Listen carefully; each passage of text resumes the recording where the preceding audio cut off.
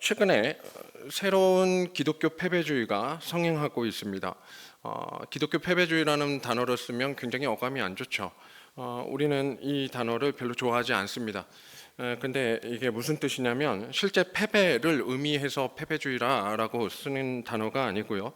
이 상대적 변화에 민감한 시대에 이 구식 종교는 세상의 진리나 세상의 이치와는 거리가 멀기 때문에 생기는 그런 의미로서 사용되는 단어입니다. 그러니까 이기려면 그 지피지기 백전백승이잖아요. 그러니까 이기려면 현 시대의 유행을 잘 알아야 하는데 기독교는 그 유행에서는 굉장히 거리가 멀다라는 식의 논리인 거죠.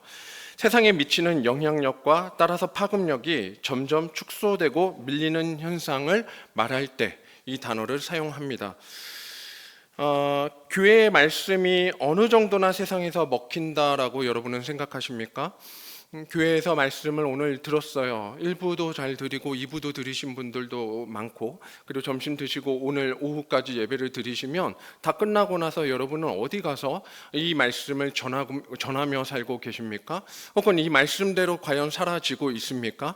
여러분 어때요? 어느 정도나 세상에서 여러분은 이 말씀을 실천하면서 살고 있을까요? 다시요. 어떻게 이 말씀이 먹힐까요? 이 세상에서. 자, 아이들에게 물으면 학교에서 밀립니다. 일단 애들이 일주일 동안 이 말씀을 전한 적이 없어요. 밀려요. 사회에서도 밀립니다. 회사에서 전한 적이 없어요. 학업, 취업 준비하면서 본 적이 없어요. 회식 자리 당연히 밀립니다. 동료를 만나는 자리에서조차 자유함이 있잖아요. 대화를 마음대로 할 수 있는 친구를 만나도, 지인을 만나도 그 자리에서조차 이 말씀은 밀립니다.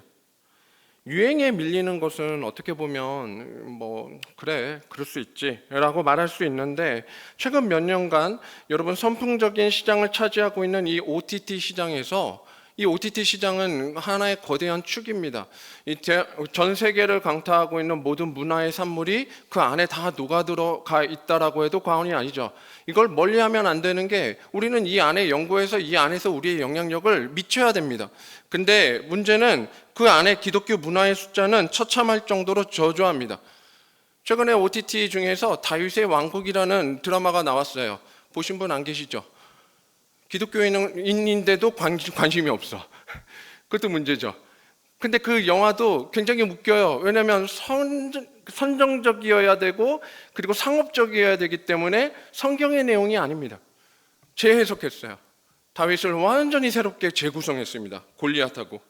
그런 내용들이 나와서 그런 사람들을, 구독자, 시청자들이 자극적인 소재만을 요구하고 있는데, 그러한 사회와 그러한 세상에 나아가 우리가 말씀대로 얼마나 영향을 미칠 수 있냐 이겁니다. 만약에 자녀가 주말에만 일을 하는 직업을 얻게 됐어요. 주중에는 좀 한가합니다. 자유해요. 근데 주말에는 반드시 일을 해야 합니다. 근데 그 직업이 연봉이 456억이에요. 그럼 여러분 어때요?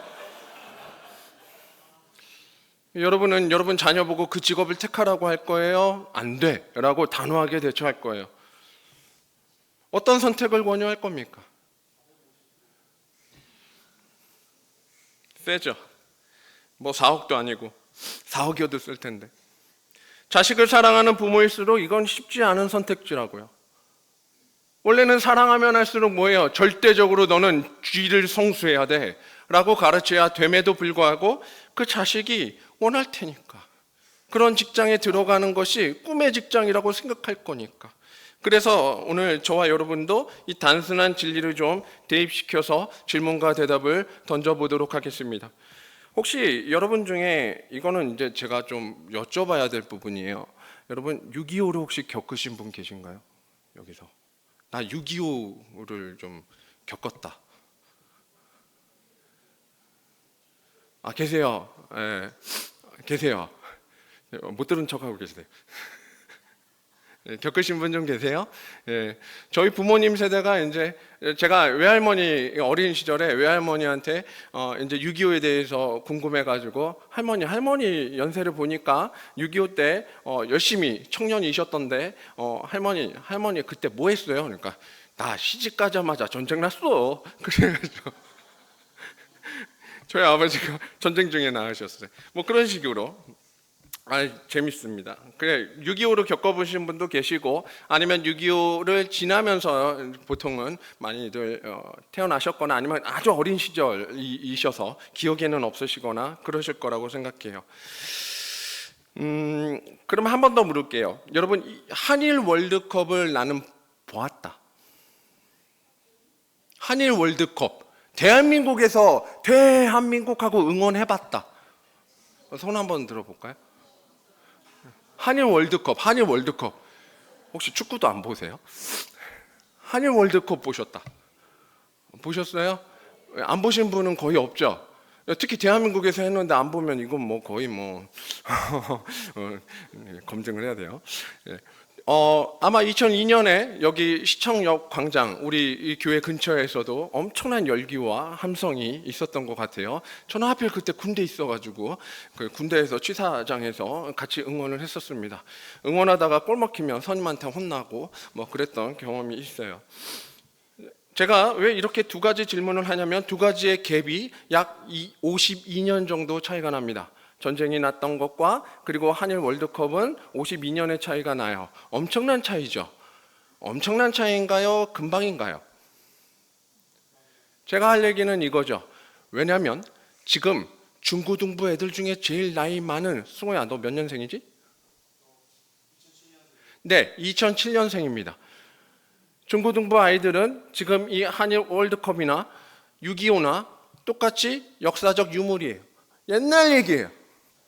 무슨 말씀인지 알겠어요? 지금 이 친구들이 느끼는 바 이 한일 월드컵도 옛날 얘기, 그리고 6.25도 옛날 얘기란 말이에요. 지금 이 친구들은 그 한참 후에 태어난 아이들이기 때문에 지금 이 이야기는 굉장히 오래된 이야기임에도 불구하고 이들은 그 갭의 차이, 52년이라는 엄청난 차이를 느끼지 못한다는 얘기예요. 인생이라는 시간은 이 영원이라는 값에 비하면 정말 말도 안 되게 짧은 찰나의 순간에 불과합니다. 여러분 인생 살아보니까 중고등부가 있었어요. 6.25라는 엄청난 시절을 겪어보신 분들이 있는데 벌써 2025년 돼버렸다고요. 그 찰나예요. 시간의 차이는 없어요. 그냥 누구나 이 시간은 다 지나가게 되는 그러한 인생입니다. 그래서 던질 질문도 아주 단순하죠. 만약 내가 내일 죽는다는 이 사실적인 절대적인 예언을 들었어요.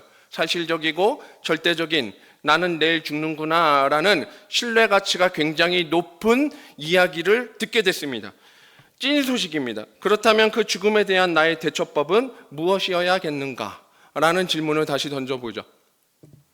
70대에 닥칠 내일이나 10대 이 중고등부 친구들이 닥칠 내일이나 내일 죽는다는 소식이 진짜라면 이건 아무 상관이 없는, 나이가 아무 상관이 없는 그저 내일일 것입니다. 병 걸리면 똑같죠. 사고 나면 똑같죠. 내일 당할 사고가 같다면 나이는 아무 숫자, 그저 숫자에 불과하게 되죠. 내일이 없는데, 내일 모레가 없는데. 아무튼 우리는 생각할 거예요. 죽음에 대해서 대처한다면 만약에 미리 안다면 피하면 되니까.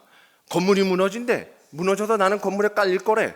그러면 건물을 피하면 될 것이고, 건물 주변 안 가고 산 좋고 물 좋은 데 가면 되고, 만약에 내가 익사한데 나 물 조심하래. 그러면 물을 조심해서 물 근처에도 안 가면 되고, 만약에 누가 나한테 원한이 있어서 날 죽이러 온대. 내일 나는 원한 관계가 있나 봐. 누가 나를 향해서 해코지를 할 것 같아. 그러면 이 원한을 풀든지 아니면 더 강한 경비를 두어서 지키든지 아니면 벙커를 설치해서 말 그대로 아무도 침입하지 못하게 방비를 확실히 하면 그러면 되겠죠. 내일 이 나라에 전쟁이 난대. 그럼 오늘 뭐 하면 되죠? 어떻게든 이 나라를 뜨면 되는 거잖아요. 그렇죠? 제가 지금 어려운 얘기 하나요? 네. 좀 헌신 예배인데 저를 헌신짝 취급하기 있기에요. 자, 오늘 전쟁이 난다고 해도 오늘 먼 나라로 떠나면 되는데, 근데 만약 내일 내가 죽는 이유가 지구가 폭발해서라면, 내가 죽는 이유가 확실하면 그러면 나는 대처할 수 있어요. 근데 내가 죽는 이유가 지구가 폭발해서라면, 우주가 폭발하기 때문이라면, 그렇다면 나에게 피할 대처법은 아무리 생각해도 없는 거죠. 이것은 사실 말만 내 일이지 유한한 인간의 수명에 비교하면 여러분 수명 중에서 반드시 지구는 멸망합니다. 반드시 지구는 폭발할 거예요. 라는 어떤 말을 듣는다면 내가 준비를 아무리 잘한들 피할 수 있습니까? 이게 유한한 죽음에 대한 이야기입니다. 여러분 죽음은요 어쨌든 죽어야 돼요. 어쨌든 피할 수가 없어요. 대처법이 있습니까? 없습니다. 이 폭발을, 지구의 폭발을 막을 당신의 지혜는 과연 무엇인가? 우리 이번 금년 2025년 여름 수련회 주제가 하나님 이름으로 승리해요입니다. 이제 이 중고등부 친구들은 조금 반말 써가지고 하나님의 이름으로 승리하라 이렇게 얘기할 거예요. 성경에서 말하는 승리는 뭐냐면 멸망에서의 구원, 생명을 쟁취한 것을 말합니다. 그것은 세상에 생명을 부여하신 분인 하나님 아버지를 아는 일이 된다라는 게 결론이 되겠죠. 이게 이번 여름 성경학교와 수련회에서 가르칠 내용입니다.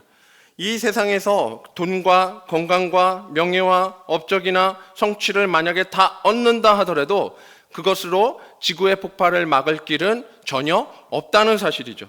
그래서 하나님은 이 이스라엘을 구원하시기로 할 때 가장 중요한 유일한 그분 당신의 이름을, 자신의 이름을 우리에게 계시하십니다. 누구의 이름으로 우리는 생명을 얻습니까? 누구의 이름으로 우리는 멸망을 피할 수 있습니까? 이것이 정답이어야 된다는 거예요.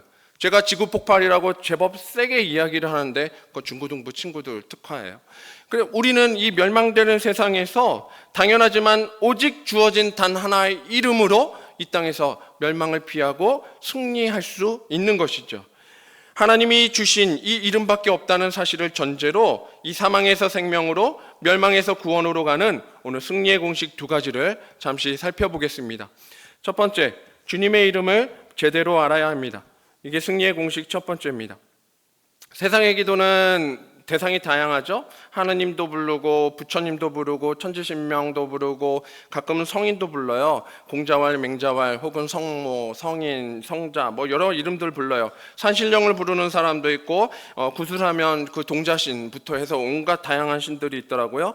그리고 다른 종교에서는 알라라고 하나님을 따르게 부르기도 하고 뭐 성인의 이름들 부르고 뭐 다양합니다. 일본에 가면 온갖 산당들이 많아요. 그리고 그곳에 신사들에 가서 자기 조상신까지도 모십니다. 그렇게 막 불러요. 어느 날 여기 한결이가 있으니까 없나? 없으면 잘 됐다. 한결이 없을 때 말해볼게요. 한결이 보고 야, 너 지금 사랑하는 사람 이름을 한번 불러봐. 가장 사랑하는 여인의 이름은 누구니? 라고 묻는다면 여러분 저는 이걸 정답을 알고 있기 때문에 이렇게 감히 이야기하는 거예요. 여러분 정답은 뭐죠? 최희정이라는 이름이 나와야 돼요. 집사님 이름 나와야 돼요. 예. 근데 그 이름이 안 나오고 이우빈이요, 박예원이요 이렇게 나오면 이제 난리 나는 거죠. 큰일 나는 거 아닙니까? 저기 장모님 만나고 가야 돼? 너? 한결이 집에 못 가죠. 큰일 나는 거죠. 집중하는지 확인해 보려고 한번 확인해 봤어요. 우리가 드리는 기도의 주체도 정확히 알아야 한다는 거예요. 우리가 사랑하는 그분의 이름을 엉뚱한 이름을 부르면 안 된다는 거죠. 여호와인지 바알인지 그냥 나한테 풍요를 주는 신이면 무조건 돼 라고 말하는 방식은 세상의 어떠한 종교와 우리가 다를 바가 없는 것입니다. 그게 누가 참 신인지도 헷갈려서 결국은 이스라엘도 망하는 길에 들어서지 않았습니까? 성경학교에서 가르쳐줄 하나님의 이름은 크게 세 가지입니다. 첫째, 여호와라는 이름이에요. 여호와. 원래 본 이름을 발음할 줄도 몰라서 우리는 여호와라고 부릅니다. 야훼라고 부르죠. 근데 이 이름은 스스로 존재하시는 분이라는 엄밀한 의미를 가지고 있습니다. 그리고 우리에게는 나의 로드, 아도나이라는 의미로서 사용이 되고 있죠. 둘째, 이 하나님, 그 하나님 여호와라는 이름이 우리에게는 시험하시는 이름으로 주신데요. 이게 이제 공과에서 설명하는 하나님이신데 이게 출애굽기 15장 26절에 나와 있는 치료하시는 하나님 들어보셨죠? 여호와 라파. 이걸 아이들한테 가르칠 거예요. 여호와 라파, 치료하시는 하나님. 마지막 세 번째는 바로 그 하나님이 승리의 이름이십니다. 여러분 아시죠? 출애굽기 17장에 아말렉과의 전투에서 싸워 이길 때 주셨던 이름 여호와 니시. 니시는 깃발이라는 뜻이에요. 기라는 뜻이거든요. 하나님이 나의 기가 되십니다. 대장이 되신다는 얘기이자 선봉장이 되신다는 얘기예요. 그 하나님 손잡고 나아가면 무조건 승리하는 거죠. 주님이 우리와 더불어 대대로 싸우신다. 모세는 정확히 이 하나님을 알고 오늘 고백을 합니다. 2절 앞부분이에요. 15장 2절입니다. 여호와는 나의 힘이요 노래시며 나의 구원이시로다. 힘과 노래, 구원. 너의 승리의 근원이 어디 있는가? 힘의 근원, 노래의 근원, 구원의 근원, 너의 생명의 근원은 바로 여호와 하나님께 있다는 정확한 표현을 고백하고 있는 것입니다. 사랑하는 성도님들, 주님이 홍해바다 가른 일이 과연 이때만 일어난 기적 같습니까? 만약에 그렇다면 오늘 나에게 이 일이 일어나지 않을까요? 이 일은 나에게는 불가능한 일일까요? 세상이 약할수록 사방에서 이 애국 군대처럼 우리를 홍해에 빠뜨려 죽이려고 하는데 마치 기독교는 패배한 거야. 기독교는 영향을 더 이상 미칠 수 없어 라고 말하면서 더 이상 이기지 못하게 말하는 것 같고 저 바닷물에 빠져라 하고 미는 것 같은데, 근데 이 여전히 패배주의에 젖어 하나님 없이 살아갈 것입니까? 우리 한번 따라합시다. 여호와는 나의 힘이십니다. 여호와는 나의 노래이십니다. 여호와는 나의 구원이십니다. 모세가 부르는 이 하나님은 오늘 우리에게 임하실 그 하나님이십니다. 홍해를 가르신 그 하나님이 오늘 우리의 하나님이십니다. 우리로 홍해를 가르시고 광야로 인도하실 그 주님의 이름이 날 치료하시고 나의 깃발이신 이 승리의 이름을 끝까지 붙잡게 하실 것입니다. 저와 여러분이 끝까지 이 주님의 이름 잘 알고 붙잡아 나아가시기를 축복합니다. 두 번째 승리의 공식은 주님을 찬송해야 합니다. 주님을 찬송하자, 다른 말로 주님을 높여야 한다라고 표현을 하죠. 찬송하다라는 말에 여러분은 잘 알고 있는 히브리어를 알고 있습니다. 할렐루야라는 단어예요. 그렇죠? 원어 잘 알고 있죠. 할렐루야에서 할렐루야의 뒷부분은 전미사로 야는 하나님이시고 엘우 할 때 에우라는 단어는 소유격입니다. 하나님을 그 다음에 할랄하겠다는 뜻이에요. 할랄이 찬송하다인데 원래는 찬송하다가 아니고 이 뜻은 높이다라는 뜻입니다. 그러니까 할랄은 높이는 것이고, 그러니까 발음상 이 아람어로 할랄이라는 단어가 요즘 유행하고 쓰고 있어요. 들어보셨죠? 할랄푸드라고. 그것도 이제 엄격히 나눠졌는데 의미는 다릅니다. 의미는 다른데 근데 그들도 하나님을 자기의 알라신을 구별짓기 위해서, 자기 종교를 구별짓기 위해 쓰듯이 우리도 이 구별됨이 사실은 어원적으로 발음이 같은 단어를 쓰고 있는 거예요. 할랄이라는 것은 하나님을 특별히 높이는 행위를 얘기하는 거죠. 대상을 높여 부르는 것을 우리는 그래서 찬송이라고 하는 것입니다. 우리가 주님을 높이는 것은 가능할까요? 이렇게 물어봐야 되죠. 사실은 주님을 찬송합니다, 주님을 높입니다 얘기하면 우리가 주님을 높이는 것은 과연 가능할까요? 원래 모두 하나님 거잖아요. 그러니까 사실은 불가능하죠. 우리 아이가 그 어린이집에 처음 가서 그림을 그린다고 해서 어린이집에서 크레용하고 스케치북을 달라고 했어요. 그래서 이제 가가지고 사가지고 크레용하고 스케치북을 보냈습니다. 아이가 한두 달 지난 다음에 이제 이렇게 같이 배워놓은 거를 어린이집에서 방학식으로 하면서 이렇게 보내주잖아요. 그래서 보내줘서 뭘 그렸나 하고 봤더니 돼지를 그려놨어요. 그래서 돼지를 그려놨는데, 그래가지고 야 이게 뭐야? 동물을 이쁘게 그려놨네? 칭찬할 준비를 하고 있었죠. 그랬더니 그 애가 저를 가리키면서 얘기하는 거예요. 아빠야. 돼지를 그려놨는데 아빠래요. 그럼 제가 기분이 좋아야 될까요? 어떻게 해야 돼요?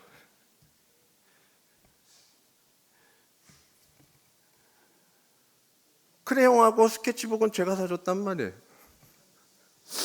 근데 그걸로 돼지를 그려놓고 아빠라고 하면 이게 영광이야? 아니야. 우리가 하나님께 받은 게 그런 거예요. 하나님이 받으셨는데, 하나님이 다 주셨는데 그거 갖다 엉뚱한 거 그려놓고 하나님이라고 얘기 많이 해요. 근데 더 놀라운 사실은요, 제가 그 돼지 보면서 너무나 즐거웠어요. 왜냐면 내 아이가 그림을 못 그린 것은 안타깝지만, 하지만 그 아이가 누굴 그렸죠? 아빠를 그렸어요. 비록 돼지지만. 우리가 그래요. 하나님을 찬송하는 것은 비록 뛰어난 목소리가 아니고, 하나님을 찬양하고 높이는 것은 우리가 가진 게 특별한 것은 아니지만, 하지만 아빠를 생각하는 거예요. 하나님을 생각하는 거예요. 바로 그겁니다. 하나님을 찬송하고 높이는 것은 하나님을 생각할 때 가능한 겁니다. 이 땅의 모든 것을 주신 분께 묵상과 기도와 감사를 드리는 것, 이게 하나님을 높이는 모든 행위가 되는 거예요. 2절의 뒤입니다. 15장 2절의 뒷부분이에요. 그는 나의 하나님이시니 내가 그를 찬송할 것이요 내 아버지의 하나님이시니 내가 그를 높이리로다. 나의 하나님이 나의 자녀가 하나님이 된다는 이 놀라운 약속, 믿음의 조상인 아브라함의 하나님이 이삭의 하나님이 되었고 야곱의 하나님이 되었는데 그 하나님이 나의 하나님이 되신다는 놀라운 축복, 그리고 우리에게 보내신 이 임마누엘 예수 그리스도의 아버지 하나님이 바로 나의 하나님 아버지가 되신다는 이 놀라운 은혜의 말이 오늘 선포된 것입니다. 출애굽 여정의 시작과 끝을 보면 결정적인 변화가 있습니다. 1장의 처음에 시작 부분에 들어가 보면 이 히브리 노예로 사는 이야기가 나와요. 그래서 왕의 명령에 따라서 그들의 자녀가 너무나 순풍순풍 애를 잘 낳으니까 야, 얘네들 좀 죽여야겠다. 그래서 아들들을 다 죽이라고 명령을 합니다. 그래서 왕의 명령에 따라서 자녀가 죽기도 하고 평생 노예 신분을 벗어날래야 벗어날 수가 없는 그런 시작이 시작점이에요. 암흑과 같은 출생 신분을 가진 자들이 히브리 노예의 시절 이스라엘 백성들이었단 말이에요. 그러나 이 40장에 오면 이 성막이 완공이 됩니다. 출애굽기 40장까지 오면 성막이 완공되고 봉헌을 드리는 장면이 나와요. 그랬더니 하나님이 임재를 하시는데 얼마나 이 가득한지 충만하게 임재하여서 충만한 상태로 끝이 납니다. 이게 출애굽기의 마지막이에요. 노예일 때는 살기 바쁩니다. 숨기도 바쁩니다. 실제로 모셰라고 말하는 이 모셰라는 의미도 건져내다예요. 그러니까 그 아이도 원래는 죽어야 될 아이였어요. 근데 하나님께서 특별히 한 인간을 예비하셨죠. 한 선지자를 예비하여서 이집트 공주에게 건전 받아가지고 겨우겨우 살게끔 만드셨죠. 만약에 이 건져내짐을 당하지 못했다면 우리는 모두 다 버림받은 아이에 불과할 뿐이라는 거예요. 광야에서 하나님의 말씀을 듣는 백성이 된 것은 은혜입니다. 홍해바다를 가르고 건너게 하신 것은 전적인 하나님의 능력이자 은혜입니다.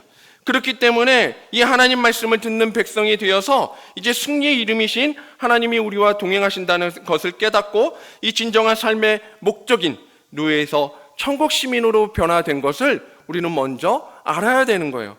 또 놀라운 것은 이 구원의 반석이신 하나님께 예배드릴 수 있다는 사실이죠.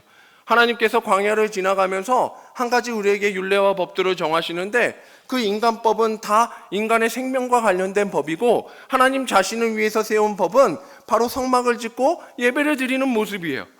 하나님께 예배드리는 태도를 주셨어요.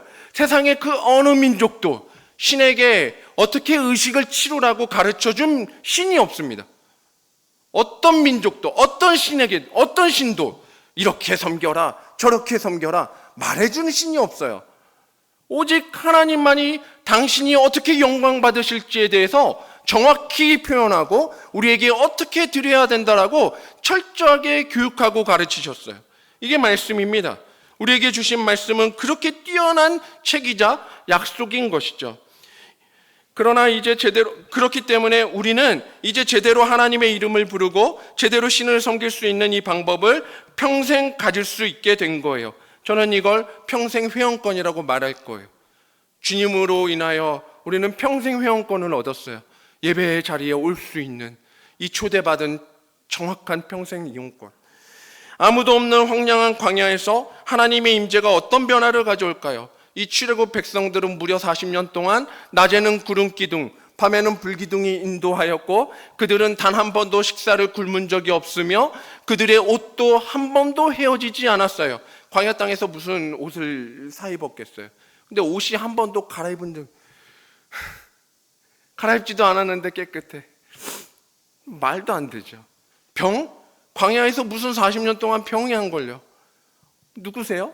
하나님께서 보호하셨단 말이에요. 하나님께서 먹이시고 입히셨단 말이에요. 이쯤 되면 우리의 할 일을 알았겠죠? 우리의 할 일은 너무나 정확합니다. 우리는 누구를 부르면 됩니까? 이 인생길, 이 광야 같은 인생길에서 누구로 인하여 누구만 기억하면 됩니까? 주님을 찬송하는 그 마땅한 이유를 알았다면 이제 주님을 높이기를 멈추지 마시기를 바랍니다. 사랑하는 성도님들, 부모가 이 땅에서 회복해야 할 것은 자녀가 456억을 벌 수 있는 이 직장과 자녀의 이름을 자랑할 만한 학교에 보내는 것도 결코 아닙니다. 제가 계속 456억이라고 말을 하는데 아직도 모르시는 분이 계세요. 원양어선 타고 오징어 잡으러 섬에 가면 456억을 벌 수 있다라는 소문이 요즘 이렇게 타고 돌고 있어요. 젊은이들 사이에 유행입니다. 이렇게 설명하면 대충 아시겠죠? 예. 세상에서는 잘 나가면 잘 나갈수록 교만할 수 있습니다. 그리고 잘 배우면 잘 배울수록 남들 위에 있으려고 할지 몰라요. 만약 이게 승리의 조건이고 승리의 공식이라면, 내 자녀를 잘 키워서 이 세상에서 떵떵거리고 살 수 있는 축복받은 자녀가 되는 게 승리의 조건이고 공식이라면, 그렇다면 다윗의 자손 예수님은 왕으로 오셔야죠. 나사렛 출신으로 시골 깡촌에서 크실 이유가 없어요. 유다의 자손이잖아요. 다윗의 자손이잖아요. 그러면 왕후로 왕의 자리로 앉으셔서 오셔야죠.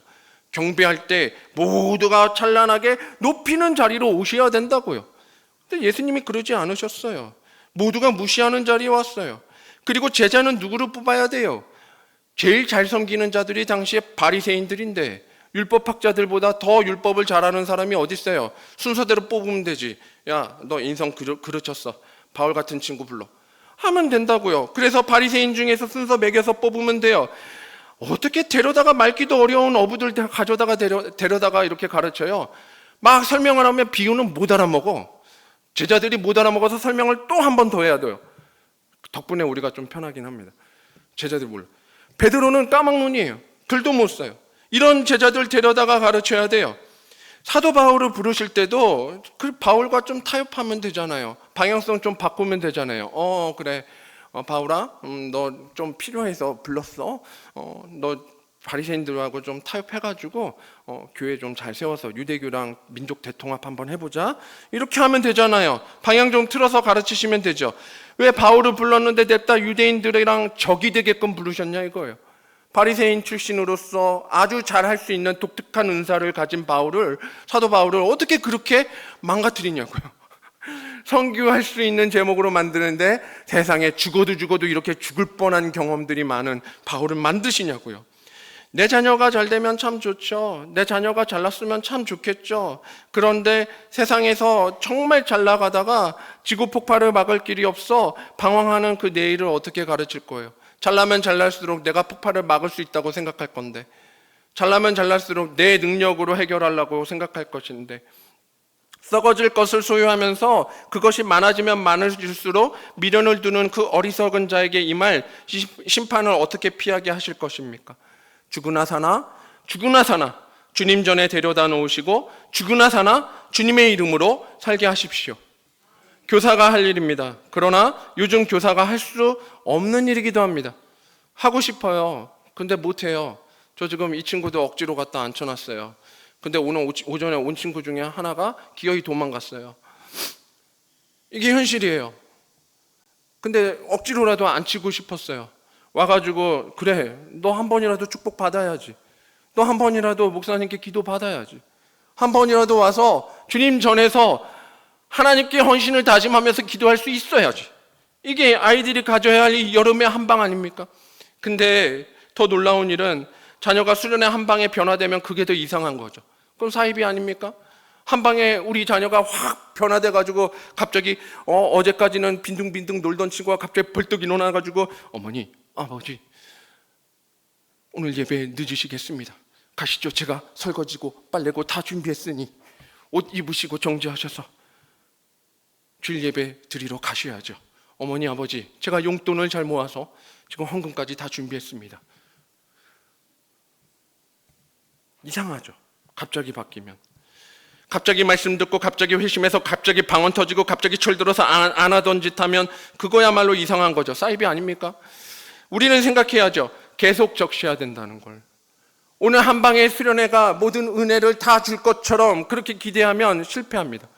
오늘이 아니에요. 매 학기, 매번, 매 주일 와가지고 슬금슬금 주님의 말씀에 녹아들어야죠. 이 아이들이 주님 전에 숲판처럼 나오는 것, 이게 시작입니다.